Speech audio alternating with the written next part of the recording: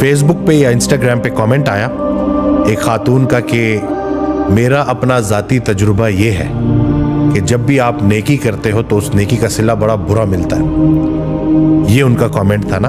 और जिसके बाद मैंने देखा कि और भी कुछ लोग इसी तरह के मिलते जुलते कमेंट्स कर रहे थे। यानी कि नेकी आजकल के दौर में ख़तरे से खाली नहीं है। वो ये कहना चाह रहे थे कि इंसान तो चलो किसी के लिए अच्छा करता है, लेकिन वो फिर जवाब में जिस तरह से उसका रिएक्शन आता है तो बड़ी तकलीफ़ होती है।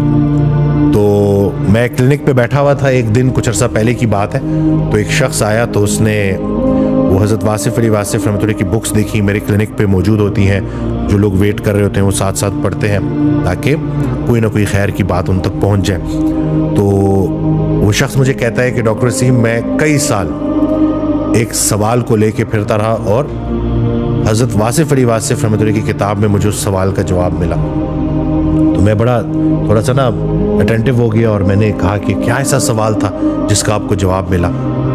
तो उसने जो सवाल बोला वो यही था कि नेकी अगर इतनी अच्छी चीज़ है तो नेकी का सिला इतना बुरा क्यों मिलता है, ये सवाल पूछा गया। तो हज़रत वासिफ़ अली वासिफ़ रहमतुल्लाह ने जवाब दिया कि तुमने कभी नेकी की नहीं, क्योंकि नेकी तो खालिस अल्लाह की रज़ा के लिए की जाती है। ये तो कारोबार है कि जिसमें आप एक हाथ दे एक हाथ ले, यानी कि मैं तुम्हारे साथ अच्छा कर रहा हूँ या कर रही हूँ तो बदले में तुम भी मेरे साथ अच्छा करोगे। यानी कि अगर मकसद बंदा है तो नतीजा भी बंदा है, अगर मकसद अल्लाह हो तो नतीजा भी अल्लाह है। यानी कि आपने इखलास के साथ किसी के साथ नेकी की और उसने उस नेकी का सिला बुराई से दे दिया तो ज़ाहिरन आपको शायद ऐसा लगे कि जैसे आपकी मेहनत रायगा हो गई, तो ऐसा कतन भी नहीं है। जिस नेकी का सिला आपको इस दुनिया में बुरा मिला इखलास के साथ की हुई नेकी का, तो वो नेकी कहीं और चली गई है और वो उस दिन काम आएगी जिस दिन और कुछ भी काम नहीं आएगा। सिक्का राजुल वक्त उस वक्त नहीं चलेगा। सगी माँ अपने बेटे को बोलेगी कि बेटा वो और दुनिया थी जहां मैं खुद भूखी रह लेती थी और तुझे खिला देती थी, आज मैं तेरे कुछ काम नहीं आ सकती। तो वो नेकी जो आपने इस दुनिया में की थी जिसका सिला बुरा मिला वो उधर काम आएगी। और दूसरा ये कि ये बात आप समझ लें कि लोगों के बुरे रवैये आपको बुरा इंसान बना दें तो ये मैं कहता हूं सबसे बड़ा अजाब है कि मुत्तकी ना रहे, मोमिन मोमिन ना रहे लोगों के बुरे रवैये की वजह से। तो ये सबसे बड़ा अजाब है और दुनिया में ये अजाब है। यानी कि आज हम उस जगह पे आके खड़े हो गए हैं कि हम नेकी करने से इसलिए डरते हैं क्योंकि हमें डर है कि आगे से रिएक्शन बुरा आएगा। अल्लाह किधर है फिर बीच में? अगर आप अल्लाह के लिए नेकी कर रहे हैं तो दूसरे का बुरा अमल आपकी नेकी बंद नहीं कर सकता। हम यहाँ कुछ अरसे के मेहमान हैं, ये बात बार बार याद करनी चाहिए। हमने जो इतनी सारे इश्यूज इसी लाइफ के साथ जोड़ दिए हैं ना, तो फानी दुनिया, फानी पैसा, बेजान चीज़ों की मोहब्बत, इस हद तक हमारे रूह पे जो है वो जंग चढ़ चुका है।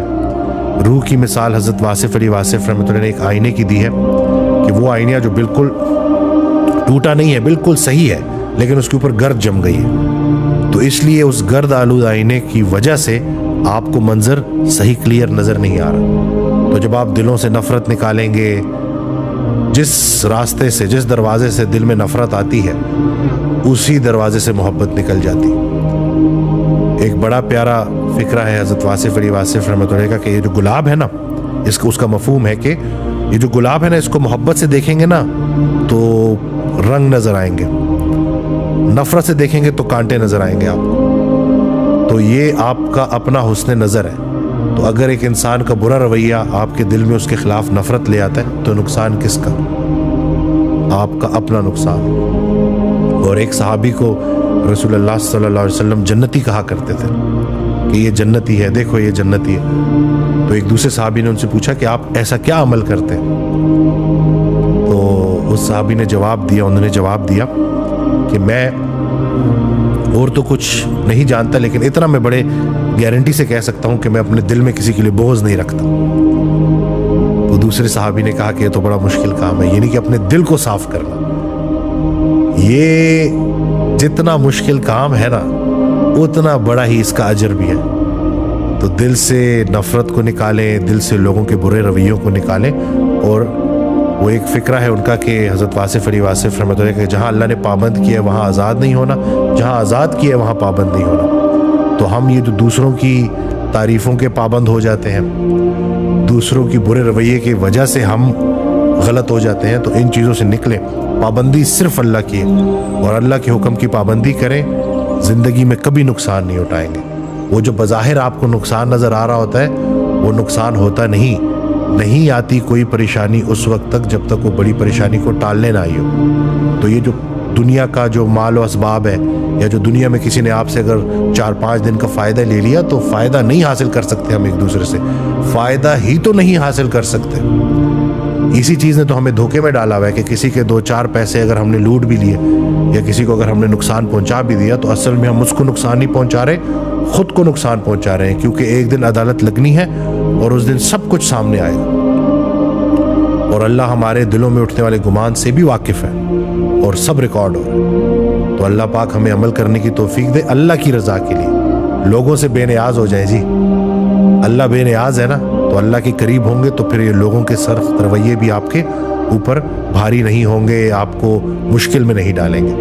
तो मैं उम्मीद करता हूँ कि इस वीडियो से आपको फ़ायदा होगा। दुआ में याद रखिएगा, चैनल सब्सक्राइब करना ना भूलिएगा। अस्सलाम वालेकुम।